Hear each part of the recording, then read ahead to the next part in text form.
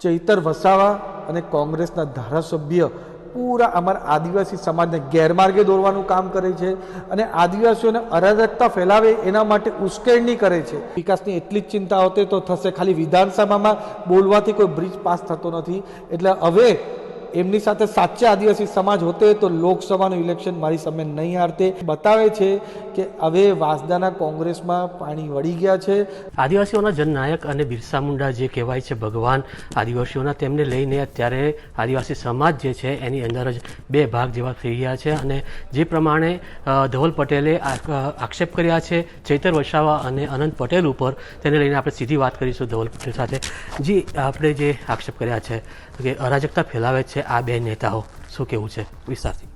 અમારા જે ભગવાન બિરસા મુંડાજી છે, જે આદિવાસી સમાજના સૌથી મોટા પ્રતીક છે, સૌથી મોટા યોદ્ધા છે, એમની જ્યારે 150મી જન્મજયંતિનું વર્ષ છે અને ભગવાન બિરસા મુંડાજી આપણા ભારત દેશની એકતા માટે લડ્યા હતા, ભારત દેશની સ્વતંત્રતા માટે લડ્યા હતા।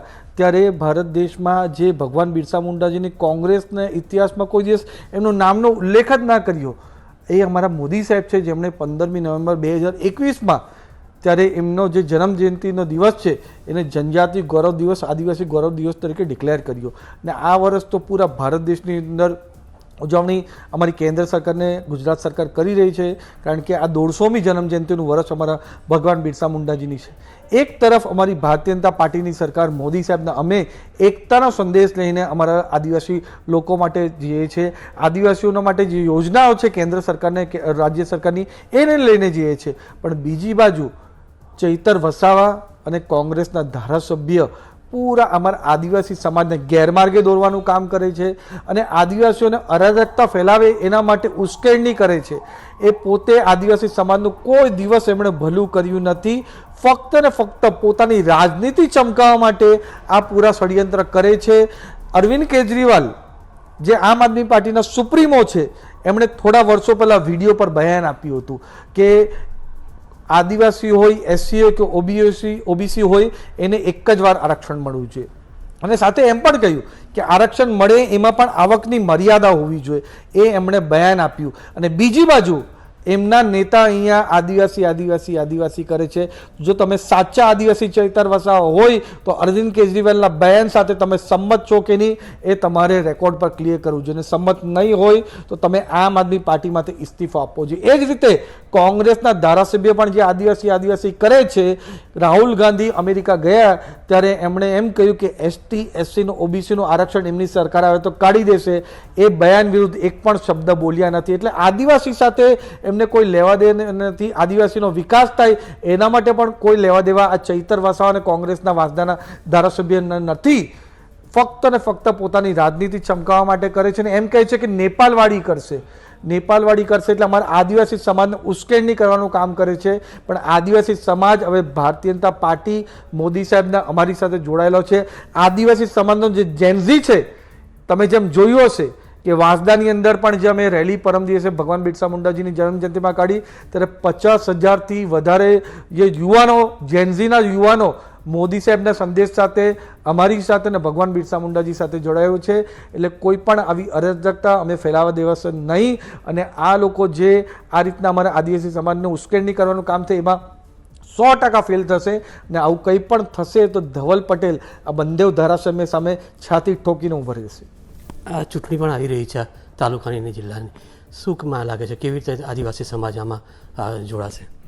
જે આપણી તાલુકા પંચાયતની ચૂંટણી, જિલ્લા પંચાયતની જે ચૂંટણી આવી છે એના અંતર્ગત તમે જુઓ કે હમણાં જે લોકસભા ઇલેક્શન આવ્યું એમાં 4 લોકસભા આદિવાસીની આપણા રિઝર્વ સીટ છે, એ 4માંથી 4 ભારતીય જનતા પાર્ટી જીતી છે। એની સાથે 5મી ભરૂચ ઓપન સીટ છે, પણ મનસુખભાઈ વસાવા ત્યાંથી લડે છે ને એસટી લોકો ત્યાં લડે છે, ત્યાં પણ ભારતીય જનતા પાર્ટીની જીત થઈ છે।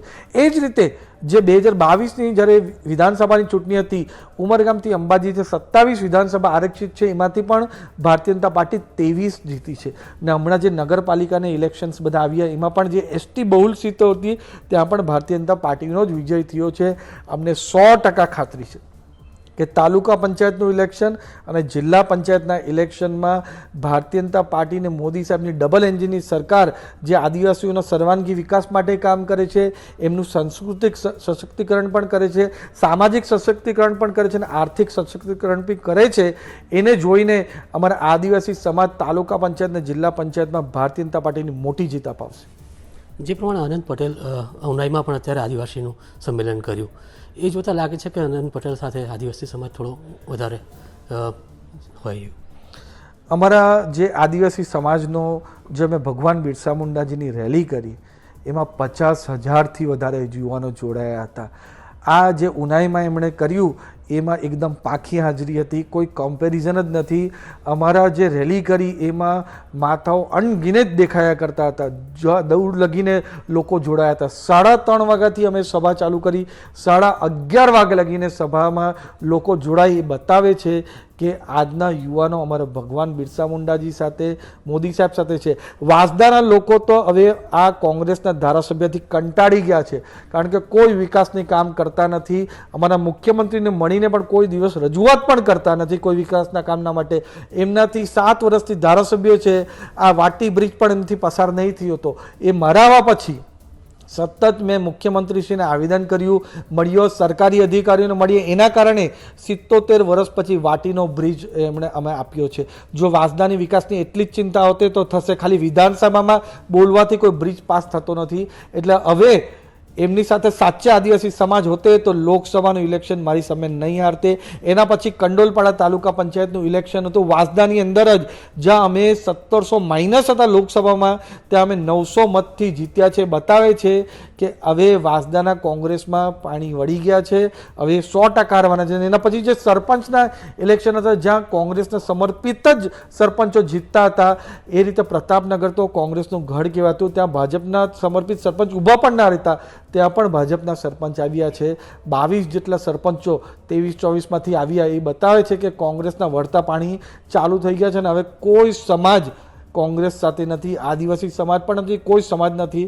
2027માં વાંસદામાં ભાજપનો જ ધારાસભ્ય આવશે એ નક્કી છે. ને ચૈતર વસાવા જેટલી લોકોને ચડાવ કરવા દેવો, અમારે ભારતીય જનતા પાર્ટી સાથે જ આદિવાસી સમાજ પૂરેપૂરી રીતે રહેશે. ધવલ પટેલની સાથે લોકો જોડાઈ રહ્યા છે, ઘણી બધી તમને રિસ્પોન્સ મળી રહ્યો છે, પરંતુ શું આ વાંસદા અને ડાંગમાં ભાજપના થોડા જૂથ પડી ગયા છે, એને એક કરશો કે કેવી રીતે? અમારું ભારતીય જનતા પાર્ટી એક પરિવાર છે. પરિવાર હંમેશા સાથે રહી છે. અંદર અમે બધા વાતચીતો કરતા હોઈએ પણ એવા કોઈ જૂથવાદ, કોઈ ગ્રુપ નથી. અમે બધા સાથે મળીને લડીએ છીએ. તમે જો વાંસદાની અંદર પણ કઈ રીતે એકતા બતાવીને અમે બધા સાથે નીકળ્યા હતા, એટલે સ્વયંભૂ લોકો જોડાયા. એ રીતે જ અમારા ડાંગની અંદર પણ ભારતીય જનતા પાર્ટી એક થઈને આજે અમે એકતા યાત્રા કાઢી છે. એવો કોઈ એવું પ્રકારનું નથી. આ ફક્ત ને ફક્ત કોંગ્રેસ અને આમ આદમી પાર્ટીવાળા આવું પ્રોપોગેન્ડા ચલાવે છે, આવો પ્રચાર ચલાવે છે, દુષ્પ્રચાર ચલાવે છે, એવી કોઈ વાત નથી. અમે એકતા સાથે લોકોના વચ્ચે જઈએ છીએ, લોકોના કામ કરીએ છીએ, એના કારણે જ અમને મોટી સફળતા મળે છે. તમે જિલ્લા પંચાયતનો ડાંગમાં હમણાં જે થોડા મહિના પહેલાં થયું એમાં ભવ્ય જીત ભારતીય જનતા પાર્ટીને મળી. સરપંચના ઇલેક્શન થયા તેમાં પણ 60થી વધારે સરપંચો ભાજપની પેનલના, કે અહીંયા ડાંગમાં તો અમે સરપંચના ઇલેક્શન હોય ત્યારે અમે મેન્ડેટ પણ આપતા હોઈએ છીએ. એટલે આટલી મોટી માત્રામાં જ્યારે જીત થતી હોય ત્યારે એક પાર્ટી હોય તો જ જીત થતી હોય. કોંગ્રેસવાળા જેટલા પ્રચાર કરો એ કરી શકે છે, પણ ભારતીય જનતા પાર્ટી અને ગુજરાત તો ભારતીય જનતા પાર્ટીનું ગઢ છે, એ બની રહેશે ને હજુ મજબૂત થવાનું છે. મંગળભાઈ પણ આપણી સાથે જોયા હતા, પણ હવે પાછી ફરીથી ગયા છે. નારાજગી હતી, બીજા કોઈ નારાજગી હશે તેને મનાવશો કે કેમ? હમણાં કોઈની એવી નારાજગી નથી. જે ભારતીય જનતા પાર્ટીના સાથે છે, ભારતીય જનતા પાર્ટીની વિચારધારા સાથે સહેમત છે, એ અમારી સાથે જ છે. અને અમારી જે શીર્ષ નેતૃત્વ છે, અમારું જે ડાંગનું નેતૃત્વ છે ને અમારા ડાંગના કાર્યકર્તા છે, એમની પર અમને પૂરેપૂરો વિશ્વાસ છે. અમને 100% ખાતરી છે કે ડાંગ ભારતીય જનતા પાર્ટી હજુ મજબૂતાઈ સાથે આગળ વધશે. તો હતા ધવલ પટેલ કે જેમનું કહેવું છે કે જે પ્રમાણે અરાજકતા ફેલાવે છે અનંત પટેલ અને ચેતર વસાવા એવા આક્ષેપ છે, તેની સાથે પણ જેટલા પણ જૂથવાદ છે કે કંઈ પણ છે એ બધા જ જે કોંગ્રેસ છે તેના પ્રોપોગેન્ડા છે. રોનક જાની, નવસારી.